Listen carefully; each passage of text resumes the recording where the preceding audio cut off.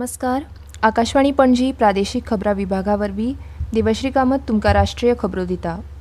राष्ट्रपती द्रौपदी मुर्मू हांणी आज स्वच्छता ही देशाच्या सांस्कृतीक जाणीवेची बुन्याद आसा हाचेर भर दिला.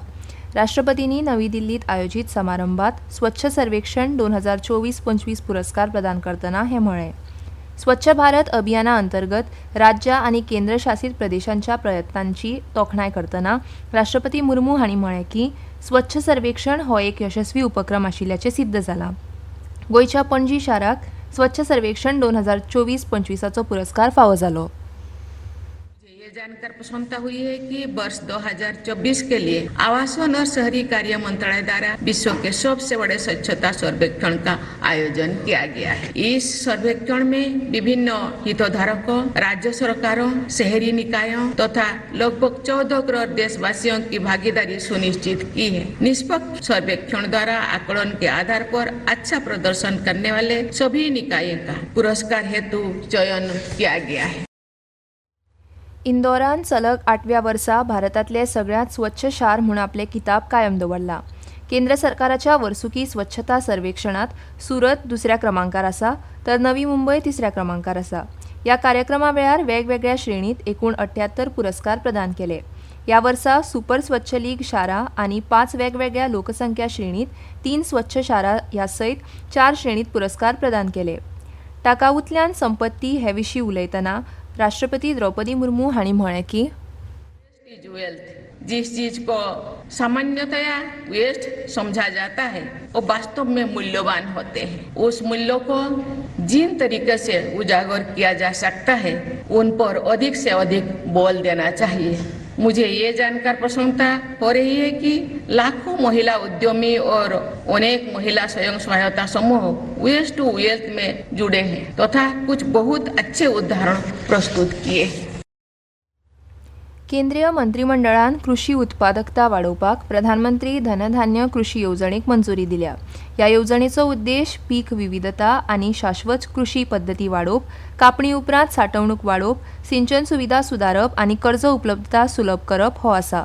मंत्रिमंडळ बसके उपरांत आज नवी दिल्लीत माध्यमांक म्हायती दितना म्हायती आनी प्रसारण मंत्री अश्विनी वैष्णव हांणी म्हळां की ह्या येवजणे अंतर्गत देशातले 100 जिल्ले जे 3 प्रमुख निर्देशकांचेर आधारीत आसा जशे कमी उत्पादकता, कमी पीक तीव्रता आनी कमी कर्ज वितरण ते सोदतले.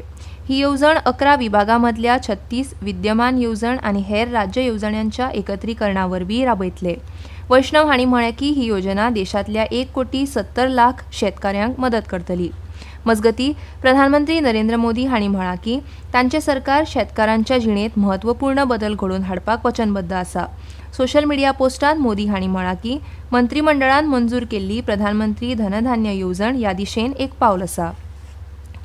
इलेक्ट्रॉनिक्स आनी म्हायती तंत्रज्ञान मंत्री अश्विनी वैष्णव हांणी घोशणा केली की देशातल्या 10 लाख नागरिकांक कृत्रीम बुद्धिमत्तेचे प्रशिक्षण फुकट दितले आनी ग्रामीण पातळीवेल्या उद्योजकांक प्राधान्य दितले. डिजिटल इंडियाच्या 10व्या वर्साच्या उत्सवा निमतान नवी दिल्लीत आयोजित CSC दिवस या कार्यक्रमात वैष्णव हांणी ही घोषणा केली. मिशन है अपना बहुत अच्छा. उस एआई मिशन के तहत हम लोगों ने टारगेट लिया है करीब 10 लाख लोगों को एआई स्किल्स में तैयार करेंगे. उसमें 5.5 लाख VLEs अपने हैं. आप सबको सबसे पहले उसमें प्रेफरेंस दी जाएगी.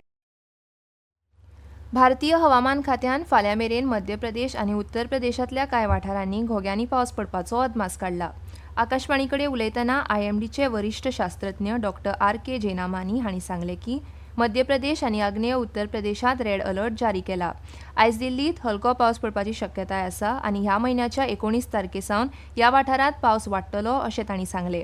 तशेंच फुडले 3 दीस केरळ, माहे आनी दक्षिण अंतर्गत कर्नाटकांत घोग्यांनी पावस पडपाची शक्यताय आशिल्ल्यान IMDन ऑरेंज अलर्ट जारी केला. बुद्धीबळांत किशोरवयीन भारतीय ग्रँडमास्टर रमेश बाबू प्रज्ञानंदान लास वेगासांत जाल्ल्या फ्री स्टायल ग्रँड स्लॅम बुद्धीबळ स्पर्धेच्या उपांत्यपूर्व फेरयेंत प्रवेश करपाक जागतीक क्रमवारीत अव्वल स्थान पटकायलें. 19 वर्साच्या ह्या खेळाडून काल रातीं जाल्ल्या 4थ्या फेरयेच्या सामन्यांत नॉर्वेजियन चॅम्पियनाक फक्त 39 सालींनी हारयले. आनी इतल्यान ह्यो राष्ट्रीय खबरो सोंपल्यो. आकाशवाणी पणजी केंद्राचे मुखावेलें राष्ट्रीय खबरापत्र तुमकां आयकूंक मेळटलें फाल्यां सकाळीं 8:40 नमस्कार.